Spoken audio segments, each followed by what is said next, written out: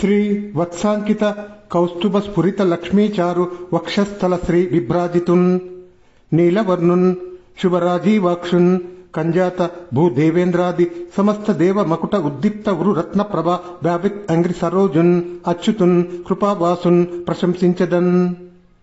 భాగవత షష్ఠ స్కంద శ్రీకార పద్యం ఇది.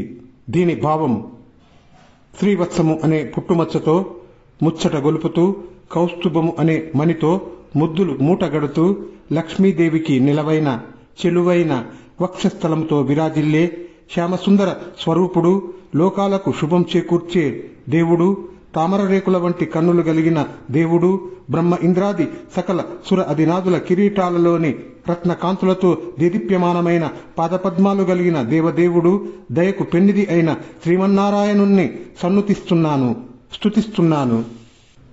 నిండు మతిన్ తలంతును కమనీయ భుజంగమ రాజమండలి మండనున్ చంద్రకండ పరిమండిత మస్తకున్ తార మల్లికా పాండురవర్ణున్ చండతర భండనున్ హేమగిరీంద్ర చారు కోదండున్ మహేషున్ గంధగజ దానవ భంజనున్ భక్తరంజనున్. అందమైన నాగరాజులను భూషణాలుగా ధరించుకొని, తలమీద నెలవంకను అలంకరించుకొని, పులు కడిగిన ముత్యంలాగా మల్లెపువ్వులాగా తెల్లని శరీర ఛాయ కలిగిన దేవుడు, సంగర రంగములో వీరాది వీరుడై మేరు పర్వతాన్ని చాపంగా చేపట్టిన దేవుడు, గజాసుర గర్వభంజనుడు అయిన దేవుడు, భక్త జనరంజనుడు అయిన దేవుడు, పరమేశ్వరుణ్ణి నిండు మనస్సుతో సంస్మరిస్తున్నాను. హంస తురంగమున్ పరమహంసమున్ అంచిత దేవతా కులోత్తంసమున్ ఆగమాంత విదిత ధ్రువ పుణ్య రమావతంసమున్ కంస జిగాంసు అంశమున్ కర్బుర సూత్ర సమావృతాంశమున్ హింసను అడంచు బ్రహ్మమున్ అహీన శుభంబులకై భజించదన్. హంసవాహనం మీద చరిస్తూ, పరమహంస స్వరూపముతో గోచరిస్తూ, మాననీయులైన దేవతలకు తలమానికమై, ఉపనిషత్తులలో నిక్షిప్తమైన అక్షయ పుణ్య సంపదలకు సాక్షిభూతమై, వాసుదేవుని అంశావతారమై, కాంచన యజ్ఞోపవితాలు కైచేసిన భుజాగ్రము కలిగి హింసా ప్రవృత్తిని నివృత్తి చేసే బ్రహ్మదేవుణ్ణి అనంత శుభాలు అందుకునేటందుకు ఆరాధిస్తాను. ఇది ఏడ్చూరి సింగయ్య కవి ఇష్టదేవతా ప్రార్థనలో త్రిమూర్తుల స్తుతి. ఏడ్చూరి సింగయ్య కవి గారికి పోతన గారంటే వల్లమాలిన భక్తి. పోతన కవిత్వం అంటే ఎంతో ఇష్టం, ఎంతో గౌరవం. అందుకనే పోతన గారి భాగవతానికి సమగ్రతను సమకూర్చడం కోసం షష్ఠ స్కందాన్ని అనువదించడానికి పూనుకున్నారు.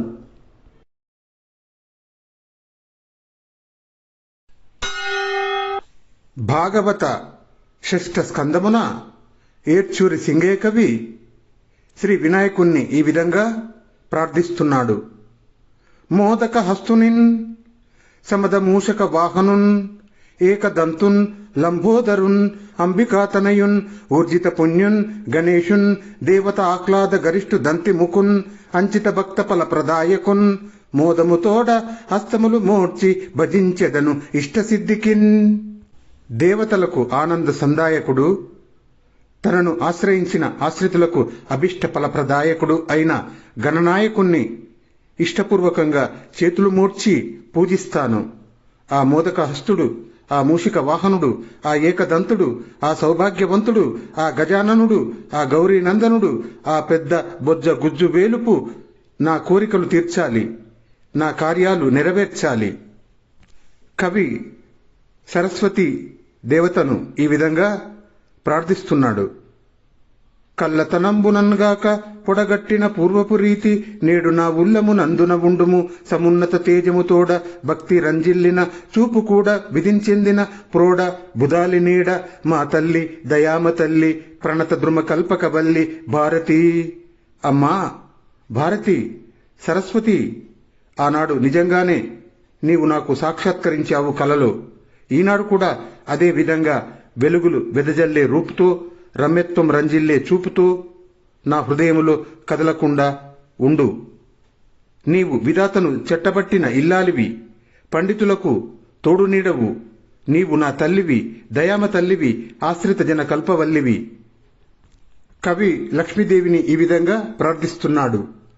విలసత్ కంకణ రవరవ కలితంబగున్ అభయవరద కరములు పెరయన్ చెలరేగి భక్తులకున్ అల కలుములు దయసేయు జలది కన్యకన్ తలంతున్.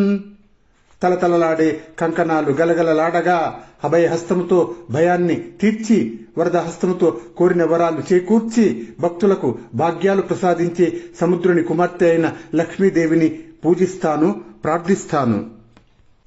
కాళీమాతను కవి ఈ విధంగా ప్రార్థిస్తున్నాడు. కాలికి బహుసన్నత లోకాలికి కమనీయ వలయకరకీలిత కంకాలికి తాపస మానస కేలికి వందనము చేసి కీర్తింతుమదిన్. కమనీయ బంగారు కంకణాలు అలంకరించుకున్న కరకమలములో కపాలము ధరించునది, లోకాలన్నీ సాగిలపడి నమస్కరించునది, మహామునుల మనస్సులలో విహరించునది అయిన కాళీమాతను చేతులు మూర్చి ప్రస్తుతిస్తాను, ప్రార్థిస్తాను అని కవి ఇష్టదేవతా ప్రార్థనం చేశాడు.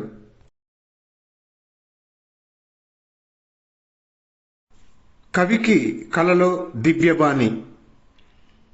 ఎయ్యది కర్మబంధములను ఎల్లహరించు విభూతి కారణంబు ఎయ్యది సన్మునీంద్రులకు ఎల్లన్ కవిత్వ సోమాశ్రయంబు మున్ను ఎయ్యది సర్వమంత్రములను ఏలినది ఎయ్యది మోక్షలక్ష్మీ రూపు ఎయ్యది దానిని పలికెద సుకృద్యము భాగవతాఖ్య మంత్రమున్.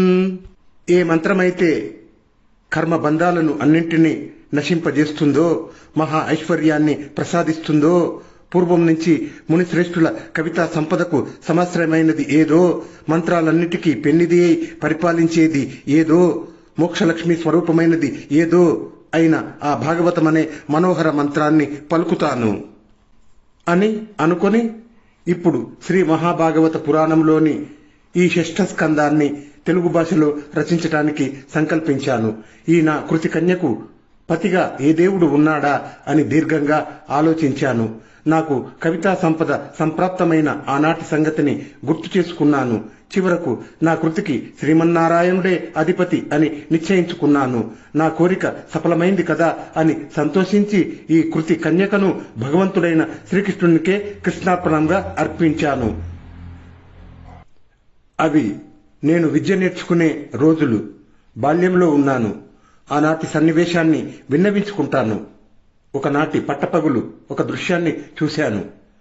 కలిత విశేష వస్త్రములు గట్టి హిమాంబు సుగంధ చందనంబు అలంది వినూత్న భూషణములు అరయందాల్చి వినోద లీలన్ ఇంపుల మృదుశయ్య నిద్రన్ తగన్ పొందినచోన్ కనుపట్టెను పల్మరున్ కలయన్ తటి విలాసములు గట్టిగన్ ఒక్కట నిల్చు పోలికన్. విలువైన వస్త్రాలను ధరించి పన్నీరు కలిపిన సుగంధాన్ని పూసుకొని అభినవాలైన నగలను అలంకరించుకొని వినోదంగా సరికొత్త మెత్తని శయ్యపై నిద్రిస్తున్నాను. ఆ నిద్రలో ఒక కల వచ్చింది. ఆ కలలో దట్టమైన క్రొమ్మెరుపులు దండాకృతిని ధరించినట్లుగా ఒకానొక తేజోమయ రూపం నా ముందు సాక్షాత్కరించింది. ఉట్టిపడ్డట్లు కట్టెర్ర ఊదినట్లు తేజము ఎసంగంగా నామ్రోల దివ్యవాణి పూని సాక్షాత్కరించి సంపూర్ణ దృష్టిని చూచి ఇట్లని పలికే మంజులముగాను.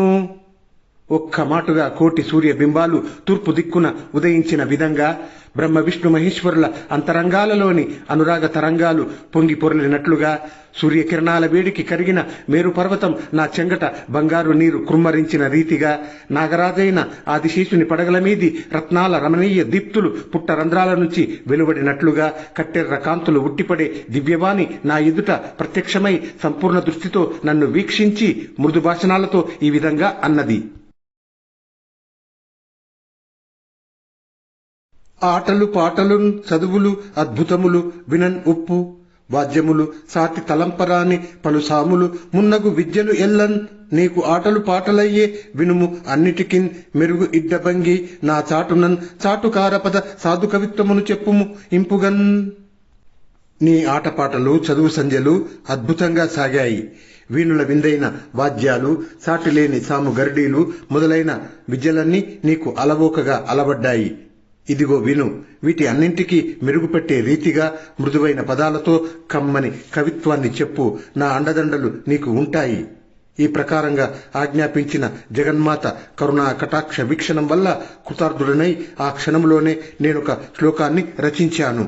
అది ఇది: హంసాయ తత్వ నిలయాయ సదాశ్రయాయ నారాయణాయ నిఖిలాయ నిరాశ్రయాయ సత్సంగ్రహాయ సగుణాయ నిరీశ్వరాయ సంపూర్ణ పుణ్యపతయే హరయే నమస్తే. పరమహంస స్వరూపుడు సత్వగుణ సంపూర్ణుడు సుజనులకు ఆశ్రయభూతుడు, సర్వంతర్యామి, మంచిని గ్రహించేవాడు, తానే అందరికీ ఆశ్రయమైనవాడు, మహాప్రభువు అయినవాడు, పుణ్యలోకాలకు నాయకుడైన శ్రీమన్నారాయణునకు నమస్కారము. నేను రచించిన ఈ శ్లోకాన్ని సరస్వతీదేవి అంగీకరించింది. అంతలోనే నేను మేల్కొని పరమానంద భరితుడను అయినాను. ఆనాటి నుండి చంద్రుణ్ణి అనుసరించే చంద్రికలాగా నారాయణుడికే అంకితమైన కవిత సరస్వతి నాకు గోచరించింది. దానికి ఫలంగా శ్రీకృష్ణుణ్ణి నా హృదయంలో పదిలపరుచుకున్నాను. పలుకన్గలిగే మొదల భాగవత అర్ధంబు భర్త కృష్ణుండాయ భాగ్యముదవే, అమృతరసము కోర అలరు చింతామణి పాత్ర సంభవించు భంగిని ఇప్పుడు. మొదటిది, భాగవతాన్ని పలికే భాగ్యం నాకు ప్రాప్తించింది. రెండవది, ఆ భాగవతానికి కృతిభర్త శ్రీకృష్ణుడే అయినాడు. ఎంతటి అదృష్టం! అమృత రసాన్ని త్రాగటానికి చింతామణి పాత్ర లభించిన విధంగా నాకు ఉన్నది. భాగవతము తేట పరుపను ఎవ్వండు సాలు, శుకుండు దక్క నరుని సకుండు దక్క, బుద్ధిని తోచినంత బుధులచే విన్నంత భక్తి నిగిడినంత పలుకువాడా.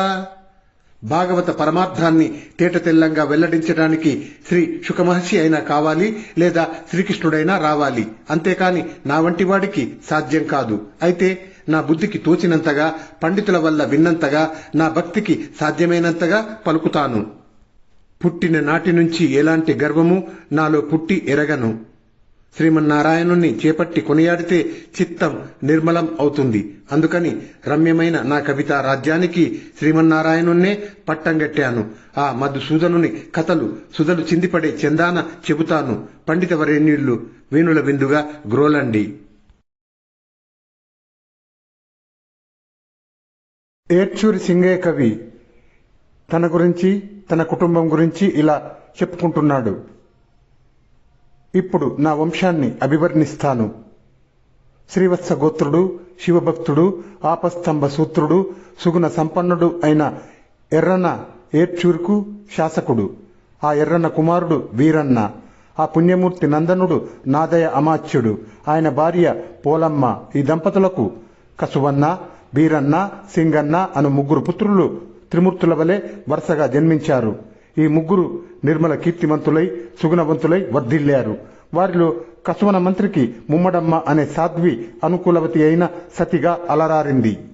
ఆ ముమ్మడమ్మ ఆడదు, భర్త మాటకు ఎదురాడదు, వచ్చిన వారి వీడగాను ఆడదు, పెక్కు భాషలు ఎడనాడదు, వాకిలి వెళ్లి కళ్ళ మాటాడదు, మిన్నక ఏని సుగుణావలికి ఇందిరగాక సాటి ఏ చేడియలేదు, చూరి కులశేఖరుకు అన్వయ ముమ్మడమ్మకున్. ఆ ముమ్మడమ్మ భర్త మాటకు ఎదురాడదు, ఇంటికి వచ్చిన వారిని వెళ్లిపోవున్నట్లు తెగనాడదు, అవసరమైన దానికంటే అధికంగా మాటలాడదు, ఇల్లు విడిచి తిరుగాడదు, హాస్యానికైనా అబద్ధము ఆడదు. ఏరుచూరి కులశేఖరుడైన కసువన్న భార్య అయిన ఆ ముమ్మడమ్మకు ఆ సుగుణాల దేవికి లక్ష్మీదేవియే సాటి. ఆమె కాక మరి ఏ బోటి కూడా ఆమెకు సాటి కానే కాదు. ఆ కసువన్న మంత్రికి పుణ్యశీల అయిన ముమ్మడమ్మకు మేము ఇరువురం కుమారులం కలిగాం. మేము చీకాకు లేని మనస్సు కలిగిన వాళ్ళం, సద్గుణ సంపన్నులం, సాధు వర్తనులం. మేము మన్మధుని సౌందర్యాన్ని మించిన సౌందర్యంతో మంగళకరమైన శరీరాలు కలిగిన వాళ్ళం. మా మనస్సులు తుమ్మెదలలాగా శ్రీ మహావిష్ణువు పాద కమలాలను ఆశ్రయించినాయి. నా పేరు సింగయ్య, నా తమ్ముని పేరు తెలగయ్య. మా ఇద్దరిలో నేను పెద్దవాడను, శివ పూజ పరాయణుడను, శ్రీ మహావిష్ణు చరితమనే అమృతం స్రవించే వాక్య సంపద కలిగిన వాడను, ఆ ఆనందంలో మునిగి తేలే మనస్సు కలిగిన వాడను. అటువంటి నేను ఆ నందనందనుని పాదార విందాలను సందర్శించటానికి నా హృదయాన్ని అద్దంలాగా దిద్ది తీర్చుకున్నాను. అటువంటి నేను నా ఈ భాగవతమనే షష్ఠ స్కందాన్ని శ్రీపతికి, మత్పతికి, నుత గోపతికిన్, త్రిలోకపతికిన్, గురుజన బుధ సంతాప నివారణమతికిన్, ప్రాపిత సనకాదితతికిన్, బహుతర ధృతికిన్. లక్ష్మీదేవికి ప్రాణేశ్వరుడు, నా జీవితానికి అధీశ్వరుడు, దేవేంద్రునిచే స్తుతింపబడేవాడు, ముల్లోకాలకు అధినాథుడు, పెద్దలైన పండితుల సంతాపాన్ని నివారించేవాడు, సనక సనందనాది మహర్షులకు ఆశ్రయమైనవాడు, మేరు సమాన ధీరుడు అయిన శ్రీకృష్ణునికి ఈ కృతిని సమర్పిస్తున్నాను. ఈ భాగవతం అనే షష్ఠ స్కందమునకు కృతి భర్త శ్రీకృష్ణుడు. ఆయన భక్తుల పాపాలను పోగొడతాడు. భయంకరాలైన దురితాలు అనే ఏనుగులను సింహంలాగా చీల్చి చెండాడుతాడు. తన శక్తి చేత ఇంద్రుని గర్వాన్ని హరించిన ఆ శ్రీకృష్ణుడు, మంచివారి హృదయాలలో నివసించే ఆ శ్రీకృష్ణుడు, నరసింహ స్వరూపుడు అయిన ఆ శ్రీకృష్ణుడు, గజేంద్రుణ్ణి కాపాడిన ఆ శ్రీకృష్ణుడు, కొనగోటితో ఆ గోవర్ధనాన్ని ఎత్తిన శ్రీకృష్ణుడు, ఆది వరావతారం ఎత్తిన ఆ కృష్ణుడు ఈ భాగవత శిష్ట స్కందమునకు కృతి భర్త. సుగుణవంతుడు, సగుణ స్వరూపుడు, ఆశ్రితులకు కోరిన కోరికలు ఇచ్చే చింతామణి వంటి శ్రీకృష్ణుడు, దేవేంద్రాది దేవతలకు శిరోరత్నమైన శ్రీకృష్ణుడు, ఆదిశేషుణ్ణి పాన్పుగా అమర్చుకున్న శ్రీకృష్ణుడు, వక్షస్థలం మీద ప్రకాశించే కౌస్తుభమని కలిగిన శ్రీకృష్ణుడు ఈ భాగవత శిష్ట స్కందమునకు కృతి భర్త. జగత్ కంటకుండైన కంసుణ్ణి సంహరించిన శ్రీకృష్ణుడు, భుజాలు తాకేలా కర్ణకుండలాలు ధరించిన శ్రీకృష్ణుడు, హింసాపరులైన విరోధుల శిరస్సులను చితకబాదిన శ్రీకృష్ణుడు, ఆ మాంసఖండాలతో నిండిన గదా దండాన్ని చేతిలో ధరించిన శ్రీకృష్ణుడు ఈ భాగవత శిష్ట స్కందమునకు కృతి భర్త. పరమ యోగీంద్రుల అంతరంగము అనే పాల సముద్రములోని భావ తరంగాలలో తేలియాడే శేష తల్పంపై శయనించి ఉన్న పరతత్వము, శాశ్వతమైన మేలు కలిగించే భక్తుల పాలిటి చింతామణి అయిన శ్రీకృష్ణునకు ఈ నా భాగవత షష్ఠ స్కందమును అంకితంగా నేను రచింపదలిచి దీనిని నేను ప్రారంభిస్తున్నాను. శ్రీమన్నారాయణుడి చరణ కమల సంస్మరణం వల్ల హర్ష ఉత్కర్షులైన శౌనకాది మహర్షులతో సమస్త పురాణాలలోని ఇతిహాస విశేషాలను వివరించి చెప్పటంలో విఖ్యాతుడైన ప్రఖ్యాతుడైన సూతుడు ఈ విధంగా వారితో అన్నాడు. శ్రీ రమణి రమణ కథాపారాయణ చిత్తుండగుచును పలికెను పరీక్షిత్ భూరమణుండు ఆదరంబునన్ సూరి జనానంద సాంద్రున్ శుకయోగీంద్రున్. శ్రీమన్నారాయణుడి కథలను పారాయణం చేయటంలో పరవశించిన మనస్సు కలిగిన పరీక్షిత్ నరేంద్రుడు ఆనంద సాంద్రుడైన శుకయోగీంద్రుణ్ణి ఈ ప్రకారంగా అడిగాడు. ఐశ్వర్యము, ధైర్యము, కీర్తి, తేజస్సు, జ్ఞానము, వైరాగ్యము అనే షడ్గుణ సంపత్తితో నిరంతరం వెలుగొందే ఓ మునిచంద్ర, మునుముందుగా ముక్తి మార్గాన్ని గూర్చి నాకు చక్కగా వివరించి చెప్పావు. నివృత్తి మార్గాన్ని అనుసరించిన మానవుడు క్రమక్రమంగా జ్ఞాన యోగం ద్వారా బ్రహ్మ సాయుధ్యాన్ని పొందుతాడని వెల్లడించావు. మానవుడు సత్వ, రజ, తమో గుణాల ప్రభావం వల్ల ప్రకృతికి లొంగిపోయి అనేక దుష్కర్మలు ఆచరిస్తాడు. ఆ దుష్కర్మల ఫలితంగా మాటిమాటికి దేహాలు ధరించి సంసార బంధాల్లో చిక్కుకుంటాడు. దీనినే ప్రవృత్తి మార్గము అంటారు. ఈ మార్గాన్ని కూడా నీవు నాకు తేటతెల్లంగా తెలిపావు.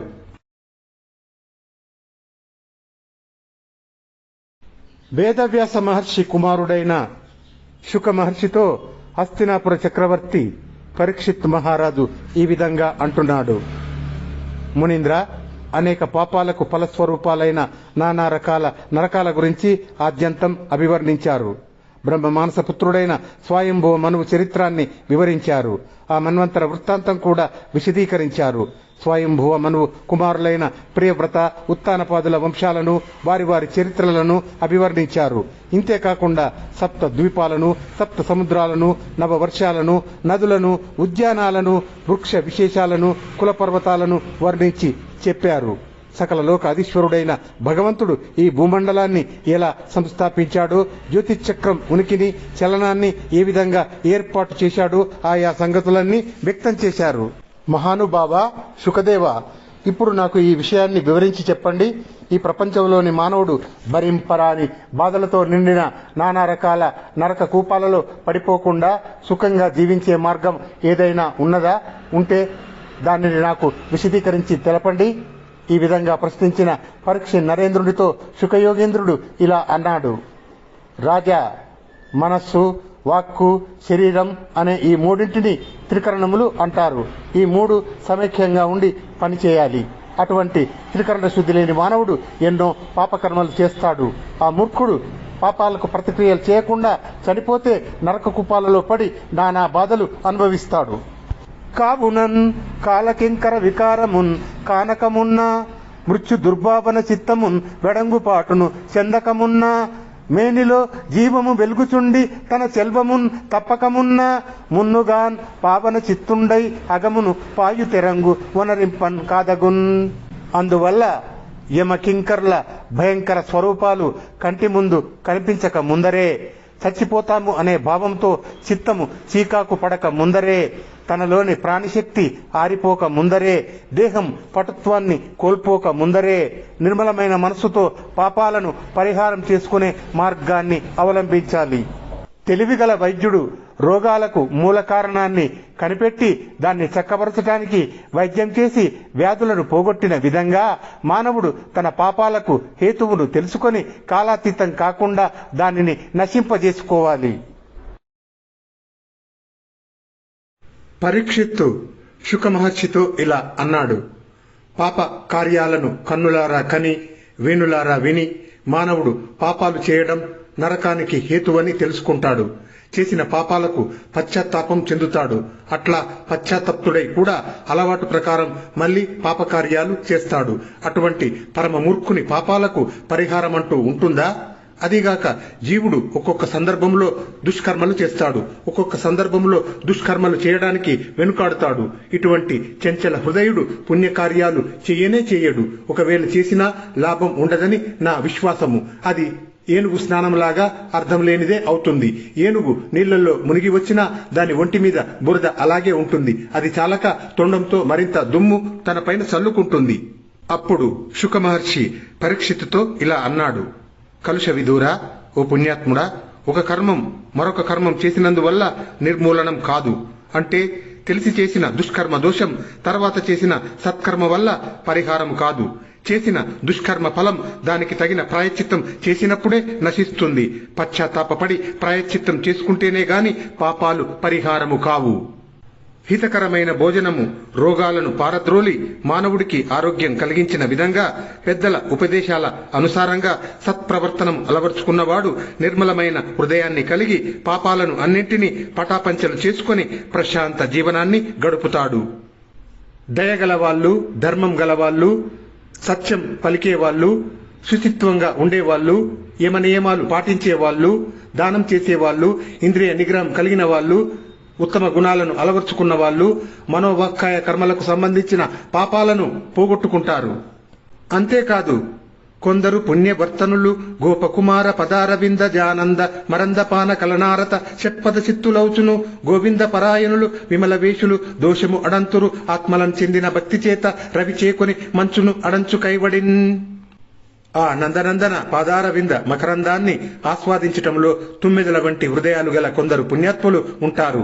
నిరాడంబర వేషులైన ఆ నారాయణ భక్తి పరాయణులు తమ హృదయాలలో పెంపొందిన భక్తి చేత మార్తాండు మంచును హరించినట్లుగా సమస్త దోషాలను రూపుమాపుకుంటారు.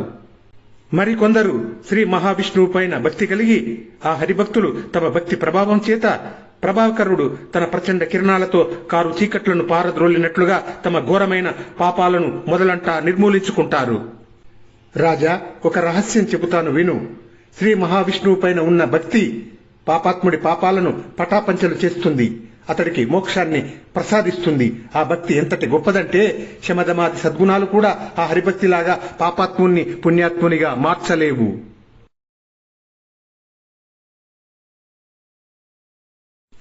శ్రీమన్నారాయణుడిపై భక్తి ఉంటే ఏమి జరుగుతుందో, శ్రీమన్నారాయణుడి భక్తులను పూజిస్తే ఏమి జరుగుతుందో శుక మహర్షి ఈ విధంగా తెలుపుతున్నాడు.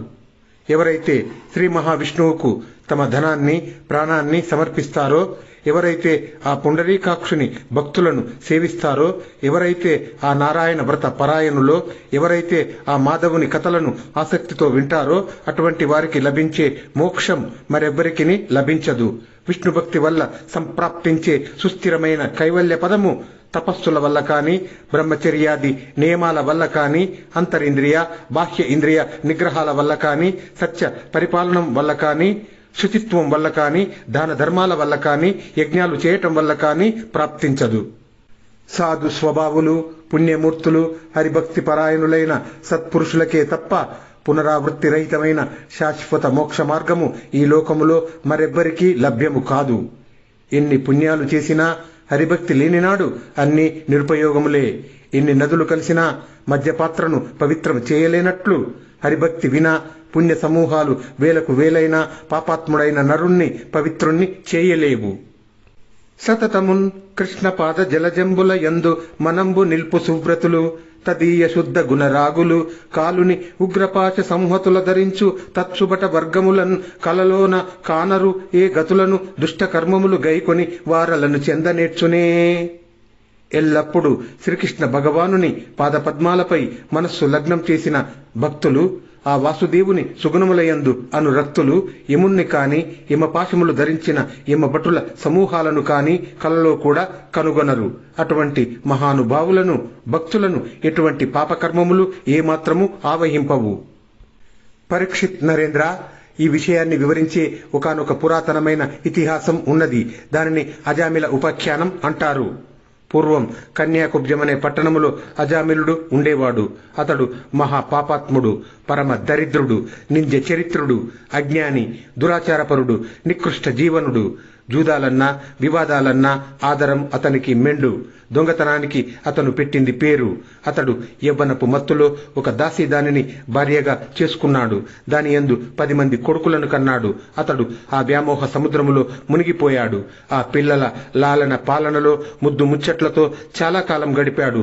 సంసార లంపటుడై ఆనందంతో మైమరిచాడు. ఆ మురిపాలన్నీ ముగిసి ముసలివాడైనాడు. అతడికి 88 ఏళ్లు నిండటం వల్ల మతి చెల్లించింది. అయినా భ్రాంతి పోలేదు. అతని చిన్న కొడుకు పేరు నారాయణుడు. అతడంటే అజామిలుడికి ప్రాణము. అజామిలుడు తన చిన్న కుమారుడు నారాయణుణ్ణి సదా ముద్దు చేస్తూ ఉండేవాడు. పుత్రవాత్సల్యము ఆత్మలోన పొంగి పొరలగా. అమాయకపు మాటలు మాట్లాడుతూ అందమైన కనుముక్కు తీరు కలిగి చక్కటి పాలభాగం కలిగిన ఆ పిల్లవాణ్ణి చూసి ఆ దుష్ట అజామిలుడు సంతుష్ట ఆత్ముడై మురిసిపోతూ ముద్దులాడసాగాడు. తన చిన్న కుమారుడు నారాయణుడు తన ప్రక్కన కూర్చుండనిదే అజామిలుడు భోజనం చేయడు, నీళ్లు తాగడు. ఆటపాటలలో సైతం వాడితో కలిసి ఆడుతూ పాడుతూ కాలం గడపసాగాడు. ఆ పారవశ్యంలో అజామిలుడు రాబోవు మరణాన్ని కూడా తెలుసుకోలేకపోయాడు. ఈ విధంగా అజామిలుడు కాలచక్ర గమనాన్ని గమనించకుండా కాలక్షేపం చేస్తూ ఉండగా అతడికి భయంకరమైన మరణకాలం ప్రాప్తించింది.